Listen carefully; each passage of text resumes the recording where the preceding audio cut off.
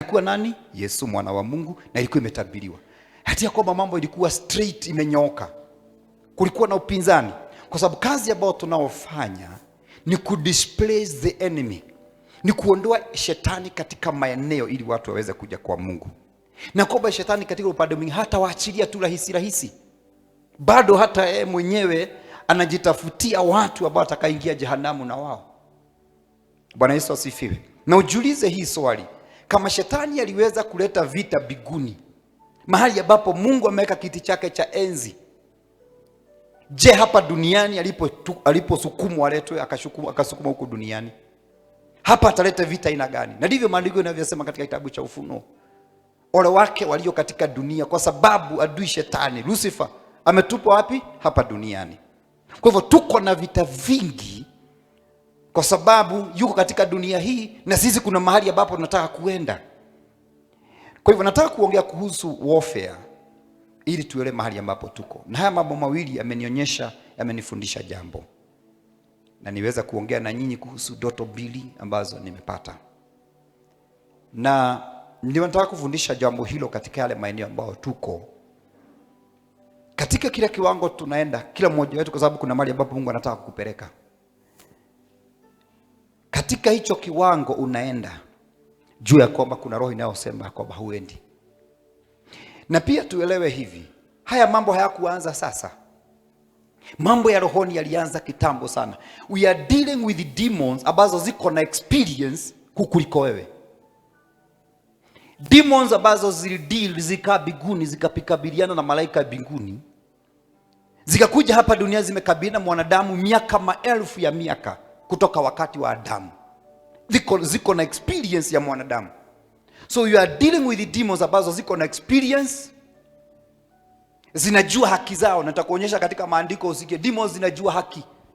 They know ya kwamba wakati wao wa kuhukumiwa ndio walihukumiwa, na wakati wao wa kuingizwa katika jehanamu haijafika. Wanajua light yao wakati ambao wamepatiwa. Na shetani anajua kuna ule wakati atafungiwa miaka 1000, imetabiriwa katika Biblia miaka 1000, ambao atakaofungiwa hata kuwa na uwezo wa kutawala. Alafu kisha baadaye atafunguliwa kwa muda mfupi tena. Anajua maandiko. Tujue nyakati ambazo tuko saa hizi, yuko saa hizi anatawala. Haijafikia ile wakati ambapo atakaofungwa miaka 1000 aba hata kuwa na uwezo wa kutawala. Bali tumepatiwa nafasi ya mamlaka ya kuweza kumtiisha, kumdisplace, kumuondoa katika maeneo yetu, ili kwamba na wewe na sisi tuweze kutawala. Lakini pasipo na sisi kujua uwezo huu ambao tumepatiwa na mamlaka tumekabidhiwa tuweze kuyatumia, atatukalia. Bwana Yesu asifiwe. Haleluya. Imagine, ili uelewe mambo yote yameanza katika ulimwengu wa kiroho. Even before creation, kabla ya kitu chochote kile kuwa, Biblia inasema kwamba the world was formless and void, but the Spirit of God was hovering over the waters. Hovering, kienda katika kitabu kiangalia katika meaning hiyo ya jina hovering katika in Hebrew, inasema ya kwamba it is like the way kuku hulalia mayai ili aangue vifaraga. So Roho Mtakatifu wa Mungu alikuwa ameketi ama amelalia dunia na maji, kwa sababu kuna kitu kitakuja kuzalika. Praise the name of the living God. Hallelujah. So mambo yote yameanza katika roho. Kila kitu kimeanza katika roho. Vitu vyote vinatii Mungu. Mwezi mahali iliwekwa na Mungu inatii. Jua mahali ambapo iliambiwa unakuwa unatoka east to west, hivyo ndivyo inavyotii mpaka wa leo. Kwa sababu mambo haya yote Mungu aliongea alikuwa katika roho. Shetani japokuwa alitoka juu mbinguni na kurushwa hapa duniani, hakupatiwa mwili kama wa mwanadamu. Wala malaika ambao waliorushwa nao hapa duniani hakupatiwa mwili kama huu. Ako na mwili wa kiroho. Na kama ushaiona shetani, ulifunguliwa macho ya kiroho ukamuona. Haukumuona katika mwili mkakutana naye. Hizi vitu zote mnashora, tunashora tukiwa Sunday school, shetani yako na pembe 6, sijui ako na mkia mkubwa, uko na kusha pale nyuma. Nini na gani ingine, ako na meno kubwa, ni mweusi. Ako na mabawa lakini mweusi kwa sababu alikuwa malaika. Si ndio? Hii yote mifano ambayo mlikuwa mnachora, na hii yote ambayo pengine image ambazo nazo kuanga nazo, unless Mungu alikufungua macho ya kiroho akakuruhusu uone shetani, lakini hana mwili kama huu. Bwana Yesu asifiwe. He is a spirit, ni roho. Roho Mtakatifu wa Mungu hana mwili, ni roho, anaoperate katika roho. So tujue katika mambo yetu katika maisha ya kwamba ulimwengu wa kiroho una nguvu kuliko ulimwengu wa asili. Hebu jiulize hili swali. Nilikuwa naangalia hii historia ya mtu ambaye anaitwa Jacob na Esau. Esau, kuna maneno alizungumziwa na babake in the book of Genesis 20, I think Genesis 27 hapo mstari wa 20, mstari wa 30 hapo 39. Wakati Jacob alibarikiwa, Esau kuna maneno aliambiwa na baba yake. Aliambia, wewe kazi yako itakuwa ni kulima na nini na nini, kufuga na nini.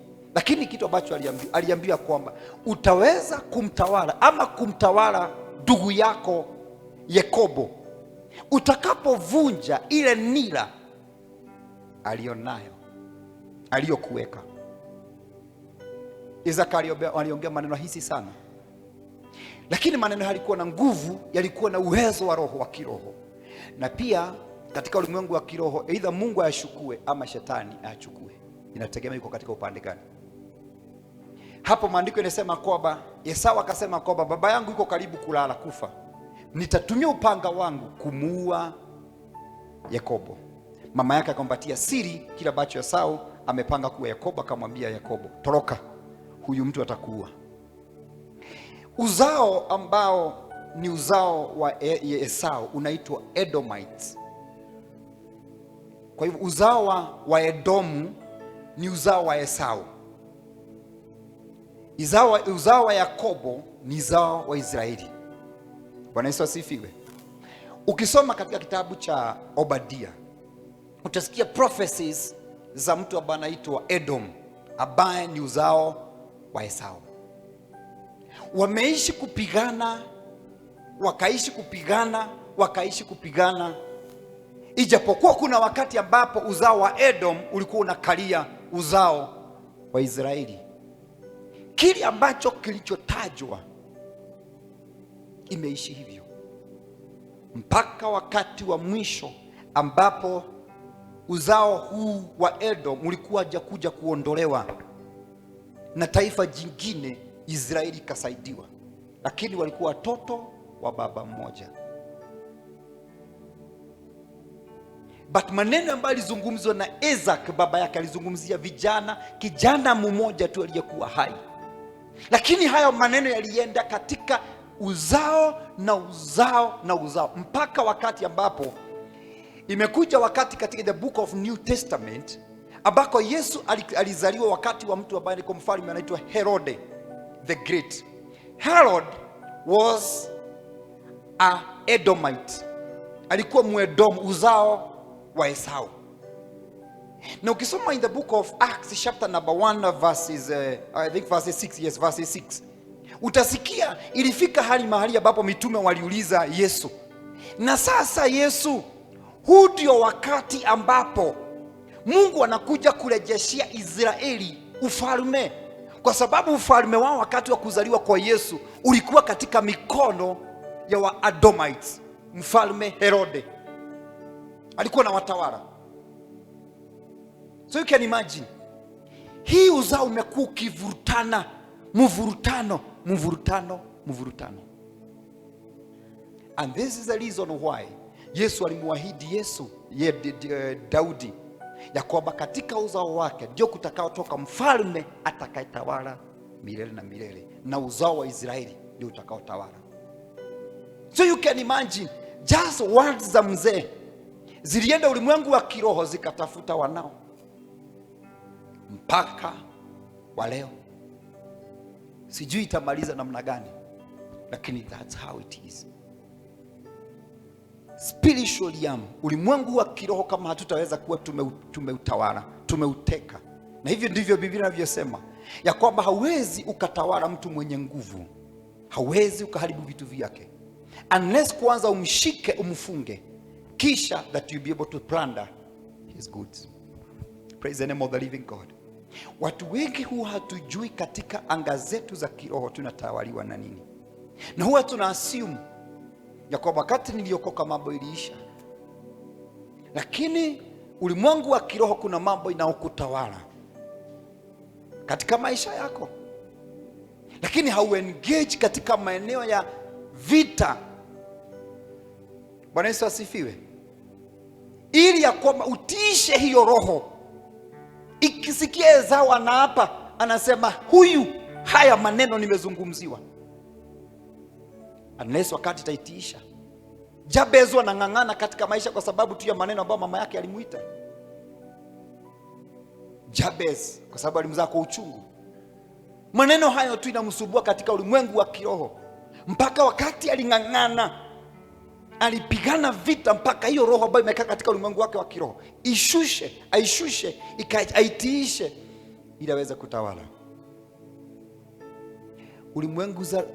Anga zetu za kiroho tunatawaliwa na nini? Ni nini nazuianga nisiende mbali? Ni nini nazuianga huwezi kumtumikia Mungu? Bwana Yesu asifiwe.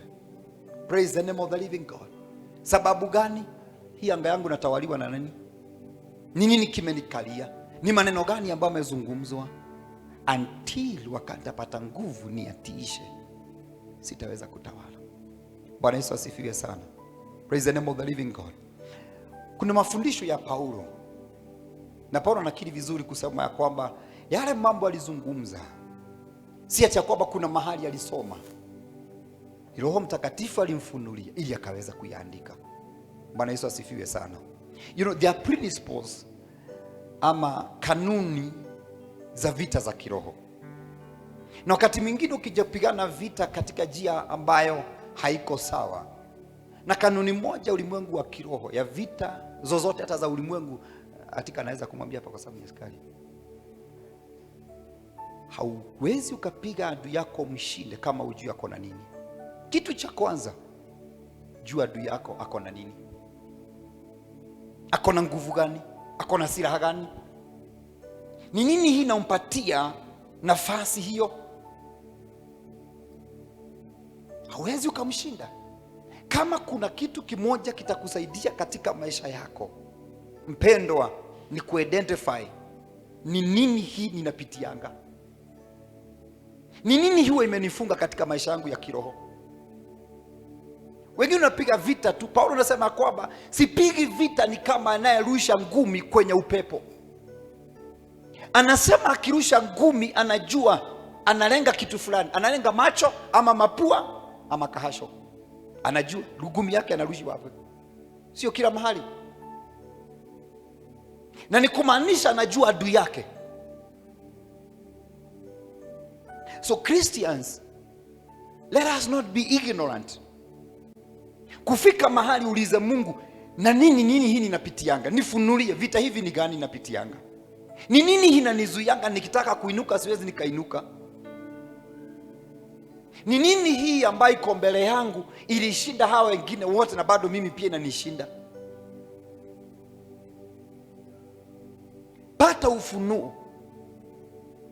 Pata ufunuo wa vita vyako ni za aina gani. Identify your enemy. Jua silaha zake ni gani, wanatumia gani.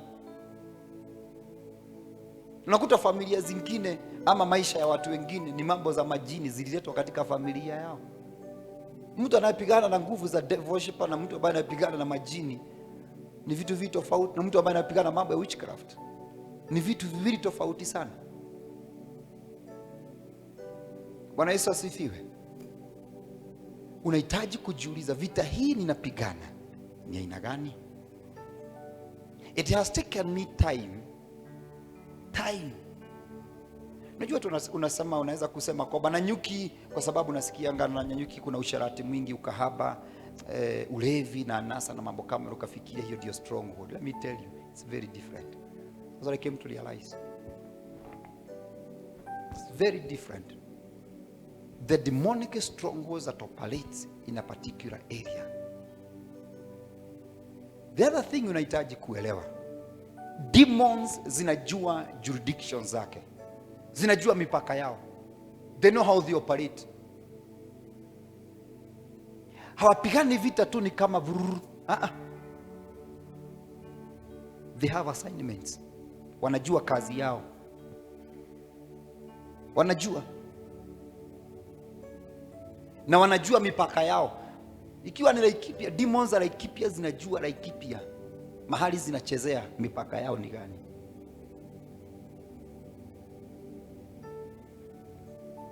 Tayogakira, siku moja utoke safari hapa Nanyuki. Ukitoka hapa Nanyuki kabla ufike Nairobi utakuwa umepita kaunti ngapi? Laikipia, Nyeri County, utaguza Kirinyaga, si ndio? Kabla utoka Kirinyaga utaingia Murang'a County, utaguza Murang'a, na pande hingine utaguza Ukambani, si ndio?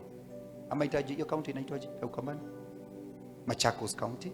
Ukitoka hapo utaingia ni Kiambu. Kiambu County, kutoka Kiambu Nairobi County. Utaingia county ngapi? 7. Nataka ukae sensitive. Na sasa hizi nataka ujiulize tu hii maswali na uangalie tu katika ulimwengu wa kiroho. Kama ukitembea hii barabara ukienda, ukiwa sensitive utaelewa. Ukitoka maeneo fulani, ulimwengu wa kiroho utasikia utofauti. Toka hapa uanze kuingia safari ya Mombasa, utaelewa ulimwengu wa kiroho ni tofauti. Enda Nakuru iko hapa, utasikia Yanga ni tofauti. Na uondoe ufahamu vile ambavyo vinavyofahamu makaunti. Nataka uione katika ulimwengu wa kiroho, ipime tu katika ulimwengu wa kiroho. Utaelewa kuna kitu tofauti katika kila maeneo ninayoingia. Demons zinajua territories. Na ndipo Paulo anazungumza kuhusu lands, you have the principalities, powers of darkness, wicked spirits, ambazo zinaoperate katika maeneo fulani. Hizi demons zinajua anayesimamia zile zinasimamia principalities. Na tukisoma katika maandiko utasikia kuhusu mambo ya Danieli. Danieli ameingia katika maombi siku 21, lakini Persia, kuna principality ilikuwa Persia. Ilikuwa na uwezo mpaka wa kuzuilia malaika kupita kuleta ujumbe katika hiyo anga ya Persia. The demonic principalities ambazo zilikuwa huko zilikuwa na nguvu sana. Ilibidi Mungu atume Michael na host ya malaika wengine wakapigwa wakipigana na yeye huko kwenye anga ili aweze kuletea ujumbe. Na akamwambia, nikitoka hapa narudi bado hiyo vita haijaisha. I'm still going back to engage. Niambie hiyo vita ilikuwa ina gani? Bwana Yesu asifiwe. Nanyuki, demons gani zinatawala? Familia yenu ni nini iko pale? Kuna plot unaweza ukaingia, unaweza ukakaa katika plot lakini unakaa katika machozi na shida. Nimekuwa na washirika sijui wawili hapa. Nikamwambia hama hiyo plot, misingi yake ni baya. Na hata tukikuja huko tuombee hiyo nyumba juu ya kwamba yeye mwenyewe ndiye ameweka hiyo misingi ya hiyo nyumba yake, ni vitu za ulinzi ili msitoke na pesa zake, msikose kulipa hiyo nyumba. Na ukiingia hiyo nyumba huwezi ukatoka. Unasikia mtu aliingia hiyo nyumba na atokangi, unafungiliwa hapo. Kuingia rahisi, kutoka ngumu. Hata kujenga nyumba yako itakuwa ngumu, kwa sababu mwenyewe alifanya agano. Mwenyewe ataingia hii nyumba asitoke. Si hata sisi tunataka kuomba, si mnanitaka kunyumba hizo manyumba, si magi umeniita nikiongea nyumba yako. Nyumba Mungu patia magi watu. Patia customers wataka nyumba hii. Na wasimsubue. Mimi nimeomba ya kiungu. Huyu ameomba ya kishetani. Wanafikiri kwamba ni pepo ngapi za kusubua huko? Unaishi kuwa mtumwa wa mtu kwa sababu ya anga yake ya nyumba yake ameiwekea ulinzi huo. Bwana Yesu asifiwe. Haleluya.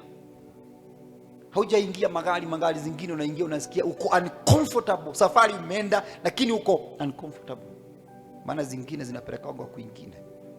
Na ndio maana unapoingia katika gari ni vizuri ukuwe nafasi yako ya kujiombea. Au hujui kafara ni gani imefanywa kwa hii gari. Ameweka ngome yake ya kujilinda. Juzi nimesikiza Archbishop akizungumza kuhusu mambo ya chakula. Kama umesikiza message zake za wiki 2-3 last week but one. Hata chakula zingine zinapatiwa kwa sababu kuna kitu ambacho kimeelekezwa. Hallelujah. Praise the name of the living God. Nisome maandiko in the book of Ephesians 6:10. Nasema hii kwa sababu wafanyi kazi, na nikajua na nikaelewa na naelewa hivi. Mungu akikufungulia mlango wa biashara, usifikiria kwamba shetani kwa sababu anajua kufanikiwa kwako ni kufanikisha ufalme wa Mungu, usifikirie ati kwamba atapiga makofi. Ndio Paulo anasema kwamba mlango mzuri umefunguliwa mbele yangu, lakini kuna wanaonipinga. Si kwamba ni wanadamu tu, ni wanadamu ambao wameingiwa na principalities, powers of darkness, ambao wanaotumika kumpinga na kumzuilia kupeleka katika injili mahali ambapo inafaa kuenda. Unapopatiwa hiyo kazi, jua kuna watapigana na wewe. Mhuduma uliye katika nyumba hii, idha katika mahali popote ambapo unapofanya kazi ya Bwana, usiona ni kama ni rahisi, ati kwamba uone ni kama shetani amekupatia tuwe pita kwa urahisi. Hapana. He has raised resistance. Amesema huyu akipita hapa atakuwa manufaa katika ufalme wa Mungu. So the thing that we are going to do, tuzuilie huyu mtu, tupigane mambo yote, tumzuilie huyu mtu kupita hapa. Wengine wanaona umeacha huduma, wengine wanasikia utaki, wengine wakataa mwito, si kwa sababu ya kitu kingine. Kuna roho inasema no, you can't. Na mnaishaisikia nikiombea watu hapo, nasikia roho zingine zinasema hapana, huyu hatumwachilii, haendi, hatuachilia huduma yake and all those things. Why? Remember, kitu kikubwa utakacholipwa nacho utakapoenda mbinguni, ulifanyia Mungu nini? Purpose yako. Did you fulfill your purpose? Did you fulfill your calling? Did you fulfill your ministry? Did you bring those souls ambazo Mungu alikuwa anataka uzilete katika ufalme wake? Ulizilete?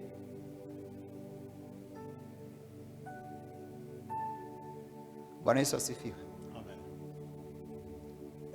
Ukielewa hivyo, usioni hata kwamba tu ni kufanya unafanya huduma, uelewe kuna upinzani ambao umeelekezwa dhidi yangu kunizuilia tu nisitimize mwito wangu. Utapigana vita mpaka dakika ya mwisho, lakini sina asio. Haleluya. Nisome maandiko Ephesians. Najua sitamaliza leo. Ephesians 6:10. Hatimaye msiti kuwa hodari katika Bwana na katika uwezo wa nguvu zake. Faeni silaha zote za Mungu, mpate kuweza kuzipinga hila za shetani.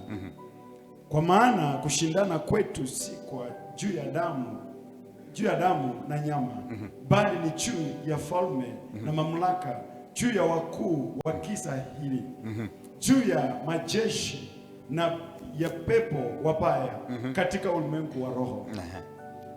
Kwa sababu hiyo, twaeni silaha zote za Mungu, mpate kuweza kushindana siku za uovu. Basi sikifikisha hapo.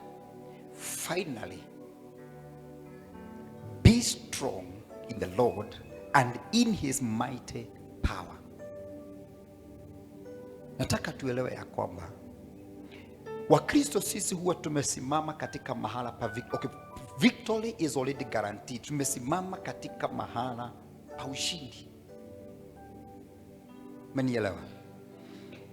Ijapokuwa tuko katika mahala pa ushindi, hatujaambia kwamba ushindi umekwisha patiano ili hali hakuna kitu tumefanya. That's what Paul is saying.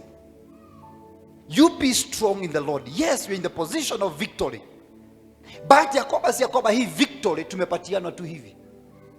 Ndio maana Paulo anazungumza, anasema ya kwamba lazima tuingie katika mahala pa kuengage katika vita ili ya kwamba ushindi tuweze kupata. And this is the thing. Yes, I could be having all the weapons. Nitudi katika tu physical ili weze kunielewa ulimwengu wa kiroho.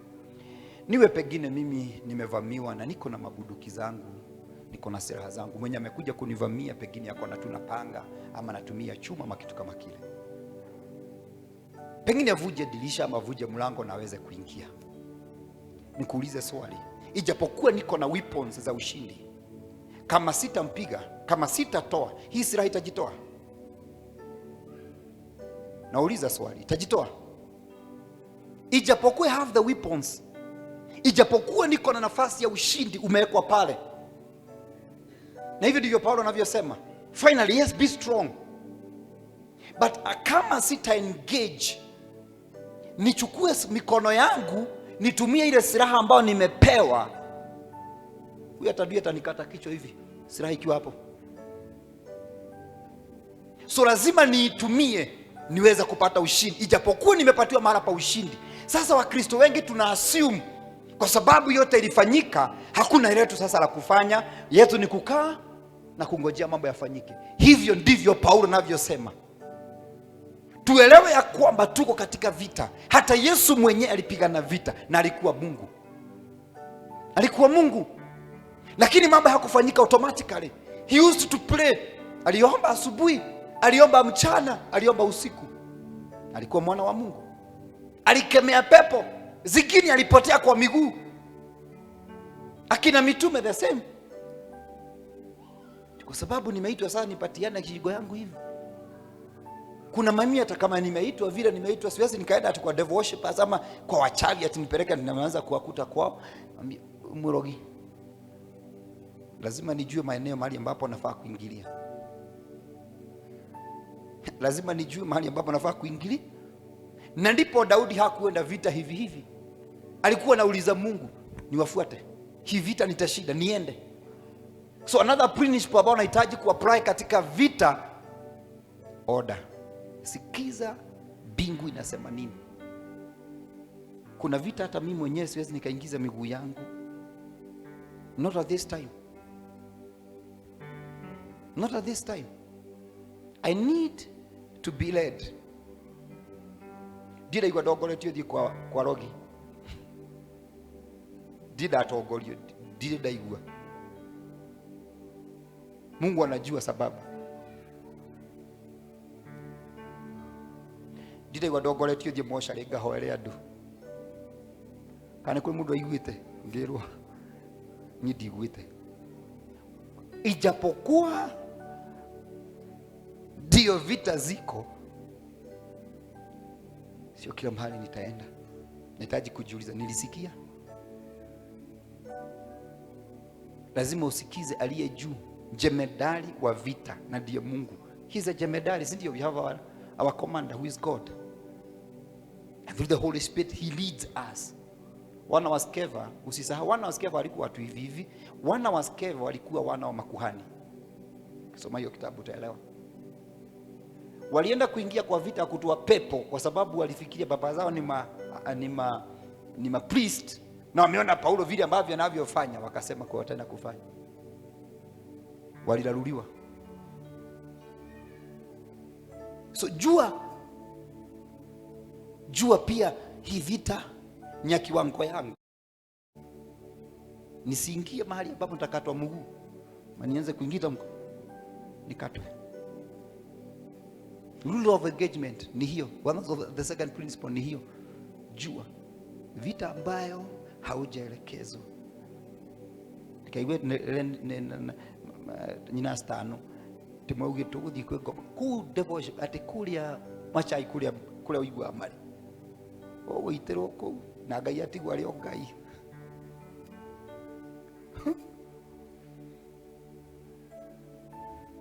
Menyerera ke? Menyerera mihaka. Thikiria komanda ambaye ni Yesu anakuambia twende hii tusiende hii. Kwa hivyo Paulo anasema kwamba ijapokuwa tuko katika mahali pa ushindi, lazima tuingie katika mahali pa vita kupata huo ushindi. Kumaanisha nikiingia katika vita hizo imeelekezwa na Bwana, ushindi is guaranteed. That's what Paul is saying. Finally, brethren, be strong. But at the same time he is saying, put on the whole armor of God. The other principle, usiingie katika vita za kiroho kama unajua uko na kadosari. Kwa sababu vita hizi za kiroho, kuna mahali pamoja tu haujapatiwa weapon ama haujapatiwa kizuizi. You know, ukisoma hizo the whole weapons, the whole armor of the Lord, kichwa umepatiwa helmet, breastplate of righteousness, mshipi ya kufungilia vitu zote, silaha zako zote na mavazi yako yote pamoja. umepatiwa viatu, umepatiwa ngao ya kujikinga, umepatiwa upanga upande huu mwingine. Alafu kuna mahali pamoja hujapatiwa silaha, mgogo. Kitu ya kufunika mgogo hakunaga. Padi ya mgogo hakuna. Na ujue mabafu yamekaribia mgogo hapa. Hapa. Na ikipigwa risasi itafika hapa kwa moyo. Ikipigwa mwishani anza kutokea padi nyingine. Kumaanisha nini? Katika vita za kiroho haufai kufika mahali utaonyesha adui mgogo. Hizi vita ukiingia hakuna kurudi nyuma. Ndivyo Yesu akasema hakuna anawekanga mikono yake kwenye plow ya kulima na ng'ombe. Kitambo alikuwa analima na ng'ombe.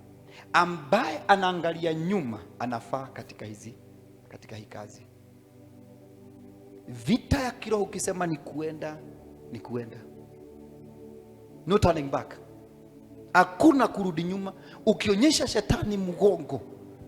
Na ndipo nikasema kwamba ujue kama hii vita nikiingia nitaweza kutomboa. Kumbuka wana wa Israeli kuna makosa moja walifanya wakati ambapo Akan alichukua vitu vya ambavyo vilikuwa vimetiwa najisi na akazileta katika hema. Wana wa Israeli walipigwa sana.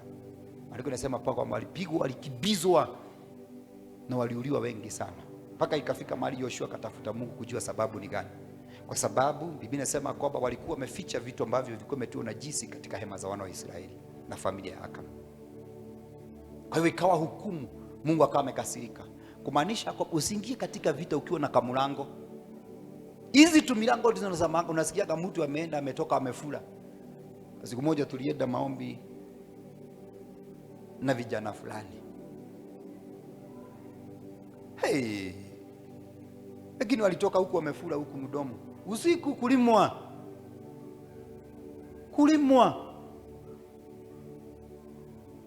Magonjwa. Kwa sababu tuenda kuingia vita yenyewe haikuwa kitu rahisi. Lakini wengine walitoka na majeraha. Lakini ukiuliza mtu anakuambia haina kamulango. Ikuwa kamulango. Bwana Yesu asifiwe. Meaning hizi weapons lazima ziwe complete, kusiwe na kamulango. Kwa sababu hiyo kamulango ndiko shetani atatumia. Hiyo kamulango ndio wanatafutanga. Watapata kamwanya wapi? Kumbuka zile silaha ambazo mtu anaitwa Goliath alikuwa amevalia wakati wanapigana na Daudi. Kamwanya tu kamoja kalikuwa kamebaki kwa kofia hapa, kwa sababu ingeweza kuziba kila kitu. Hiyo kamwanya tu hako ndiko kalitumika. Amevaa mavazi ya chuma na kona ile gao kubwa. Huyo mtu haunge mgonga mahali. Na ndio maana alikuwa na kengeli. David akimuuliza, unanikujia na nini? Mti.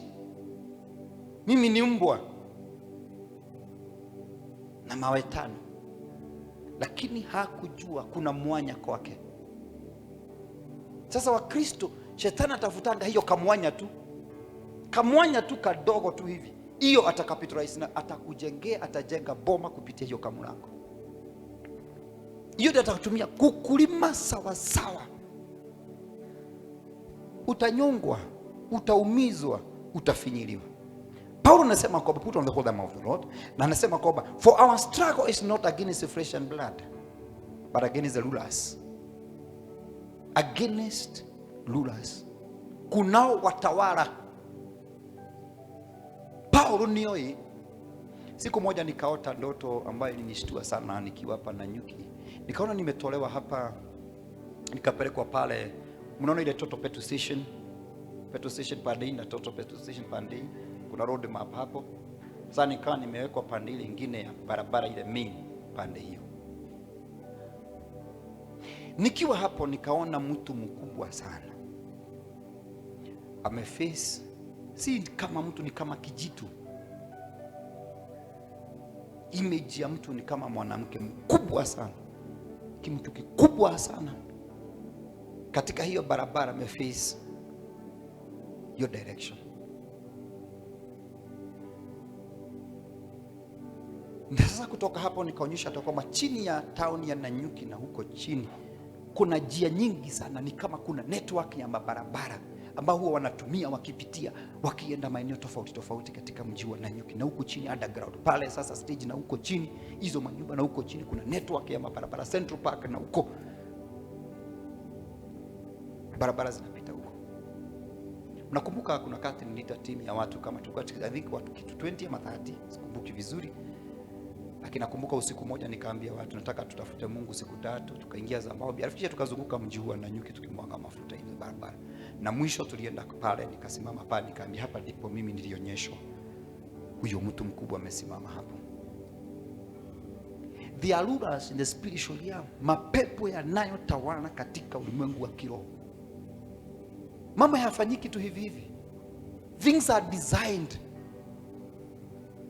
Taifa hili la Kenya kuna ile pepo za hizi zinatafuta umwagikaji wa damu katika taifa hili. The principalities ambazo zinatawala. Nakuja kuangalia the difference between principalities, powers of darkness, wicked spirits. Hizo maroho zote hizi tuweze kuzielewa. Principalities inatawalanga miji na mataifa. Hiyo ndio mkuu wa anga, kama ambaye Daniel alimuona, alikuwa anaambiwa kuhusu taifa la Persia. Kila taifa yale mambo ilifanyika kama Rwanda na Burundi ile miaka ambayo ilifanyika. There is a principality. Ni jambo liko limefunuliwa kitambo sana. Watu walikuwa wamefunuliwa kuhusu hiyo jambo. Saa hizi ndio tunaambiwa tuombee taifa hili.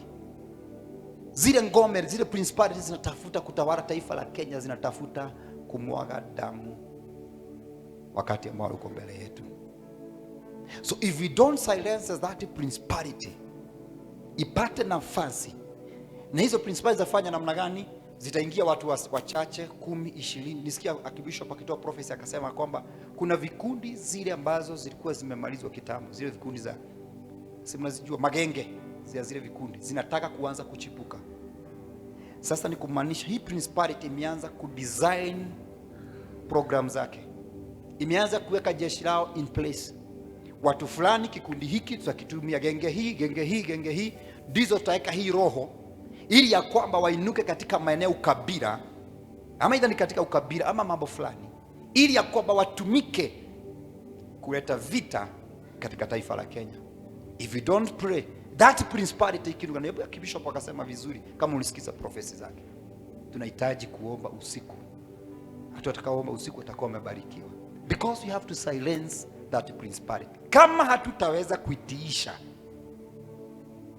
kusudi lao, kwa sababu limefunuliwa ni gani, watakamilisha mapenzi yao. That is the principalities, power, maroho ambao tawala mataifa na miji. Bwana Yesu asifiwe sana. Praise the name of the living God. Mambo haya mnaonanga yakifanyika, na huku sijui Laikipia, sijui watu, sijui ng'ombe, sijui nini, watu wanauana. Let me tell you, si ati kwamba ni mambo ya mifugo, hapana. Spiritual. Nilikuwa nasoma habari za vile hawa watu yetu wanafanyanga.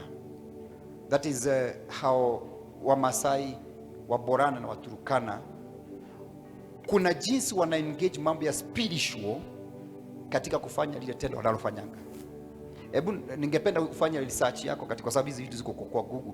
You just fanya research yako uone, pia unaweza ukauliza yeye itakwambia. Utaona they engage mambo ya spiritual ili kuweza kufanya haya mambo wanayoyafanya, kuiba ng'ombe, kuuana. It is spiritual. They engage spiritual men katikati yao, wafanyie maibada na matabaka wanaozofanyiwango, na wanawekwa hiyo roho ya umorani. It is not just a spirit ya choko, but ni jambo la kawaida. Hapana, ni roho inayekangwa ndani ya hawa watu.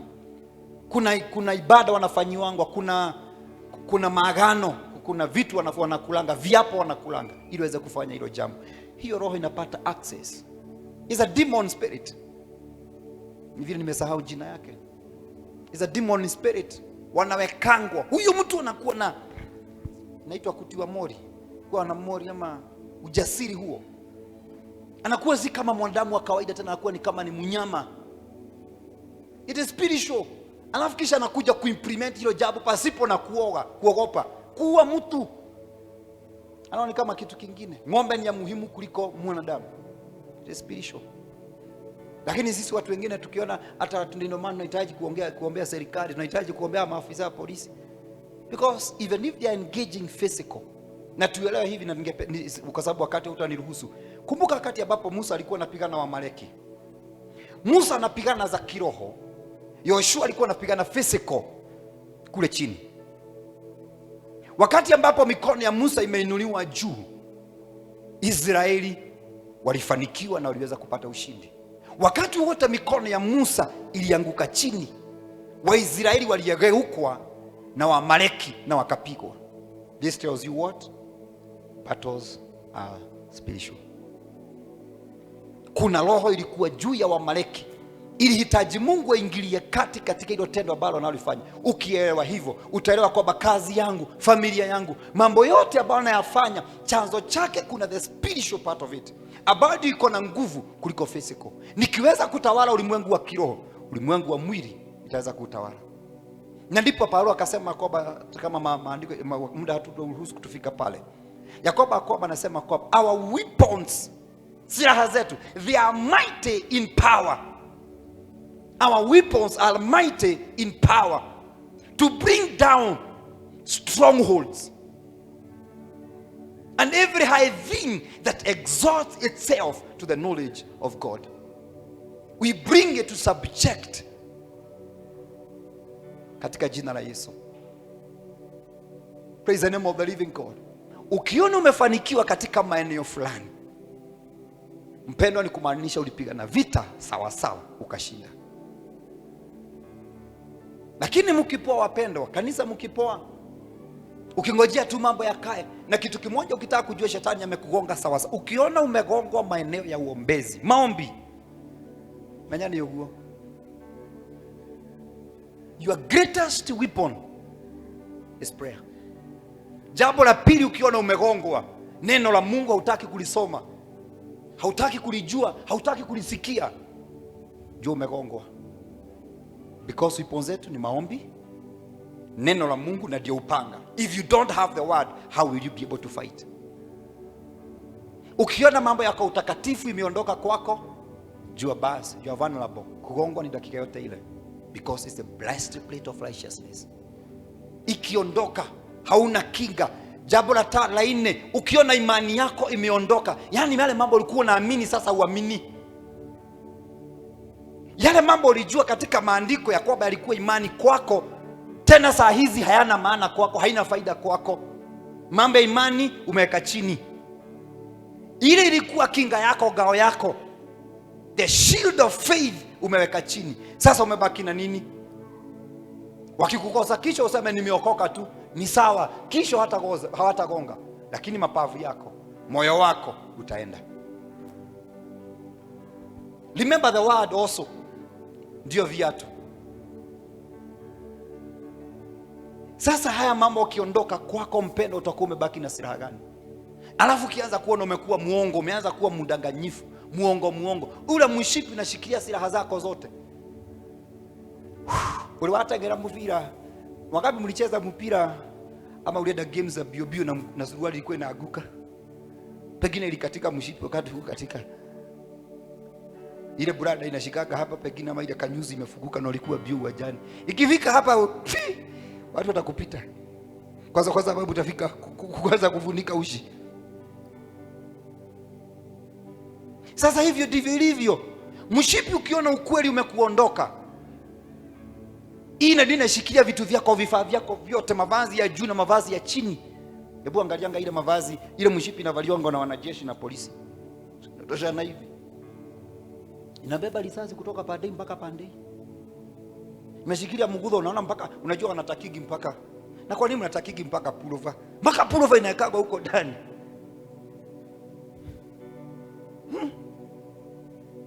Kila kitu, alafu mshipi kubwa. Natosha na hivi.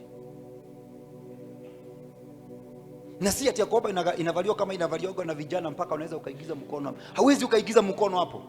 Huwezi. Ukweli. Alafu hauna ukweli. Ukiona ukweli umeenda, jua na kuambia utaenda bio, utaenda unaimagine unaenda kurusha teke alafu kisuruali kimeanguka. Utakibizana na nini? Sitaka kwanza itarudi. Shikilie kisuruali. Sasa ukweli ukikuondoka, ndio umekuwa vulnerable. So these weapons, hizi silaha, mavazi wa Kristo hatuna option. Na nilikuambia silaha moja hukupatiwa ama vazi moja hukupatiwa na kufunika mgongo. Kumaanisha umeingia katika vita, no turning back.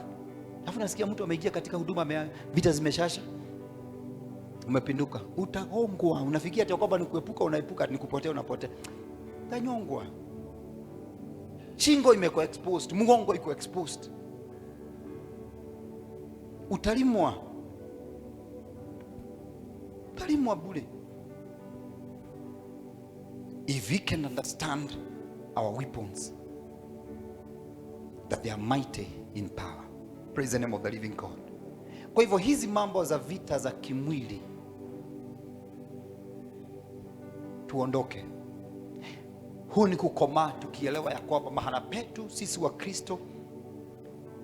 Kumbuka Paulo mwenyewe anazungumza kuhusu kuna kati alikuwa na saliti kanisa kwa nguvu za damu na nyama na kufungia watu gerezani kuzuia injili. Lakini alipookoka alijua siri hii, mambo ni ya kiroho.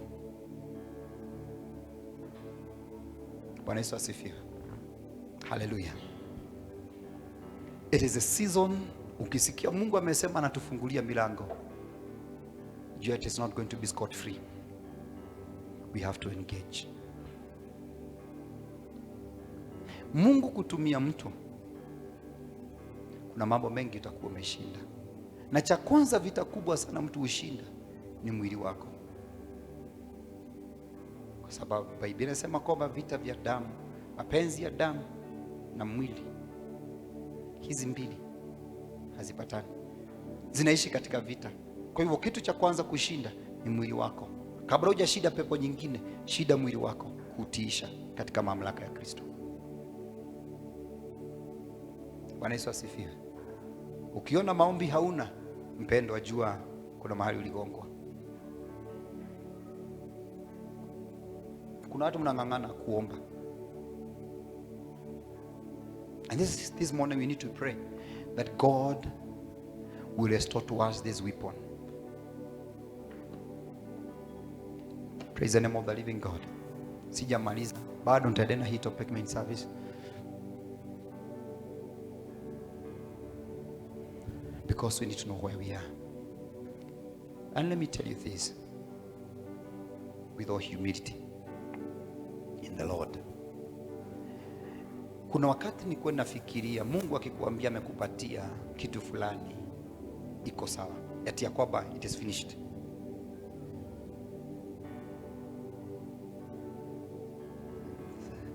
Me, I assumed the time that God gave us, I told him, go to Nanyuki. I thought he has dealt with everything, it's over. One of the biggest mistake and assumption that I made is that one. That's the biggest assumption. Mungu ametakwambia nitakupatia biashara, nimekupatia kazi, nimekupatia mume, nimekupatia kila kitu, atakwambia amekuahidi. Lakini ujue kuna vita hapo. Prophecy inaweza kutamkwa, lakini kwamba you have to engage warfare. You have to war with prophecy until it comes to pass. Kwa sababu kuna spirit nasema no. Mie assumed. Lakini hizi vitu viwili zimeniamsha. Nikajua kweli hatukuwa tumefanya kazi. Hakuna kitu. Hakuwa tumefanya kazi. Bado hii anga bado inahitaji kushughulikiwa. Hii anga bado inahitaji kushughulikiwa. This spiritual realm needs to be dealt with. That we all go with our humility. Utigashiria te is a highway. Nisikiza Bishop akizungumza last week, and he was talking about the battles of altars. Alisema wakati ambapo Mungu alimwambia atoke Nyahururu aende Nairobi, yale mambo amekabiliana nayo, zile strongholds amefight nazo Nairobi, zile altars za baba za wamepata Nairobi. So juzi alikuwa na shuhudia, nasema katika hiyo preachings akisema ya kwamba Sasa anaweza akaangalia vile ambavyo alivyokuja huo mji na vile saa hizi, na kitu kimoja akasema kwamba one, restoration ya holiness katika kanisa, si katika tu kanisa za CFF, mpaka makanisa ya Nairobi. Nadhani mmeshai kumuona video zingine ama clips zingine akirestore wachungaji ambao wanasema walikuwa mchungaji alikuwa ameoa bibi wawili na babo mengine, lakini bado walikuwa wanasimama kwa altar. Fear ya Mungu imerejeshwa kwa sababu Mungu alimwambia ni deal na hiyo stronghold ili kanisa liweze kusimama. Lakini kama angesimama na akasema kwamba ndio, kutoka hapo alianza kutembea na mke wake hapa kwa hapa, sababu aliambiwa kwanza arejeshe familia. Haikuwa tina hizi. Ni miaka mingapi ukitazama hiyo miaka yote ambayo amekaa katika mji wa Nairobi? Si miaka 2 ama 3 ama 4? More than 26 years, I think 26 years. Yes. Imagine. Haijakuwa ati ni kitu rahisi afya kwamba imekuwa ni mteremko hivi. Warfare is a lifetime. Usidanganywe na mtu kwamba vita ziliisha, sasa ni kukula na kupu. Hakuna. It is a lifetime. As long as uko katika mwili huu na uko katika dunia hii ambayo shetani alirushwa, you have to engage in warfare. Simama kwa miguu yako.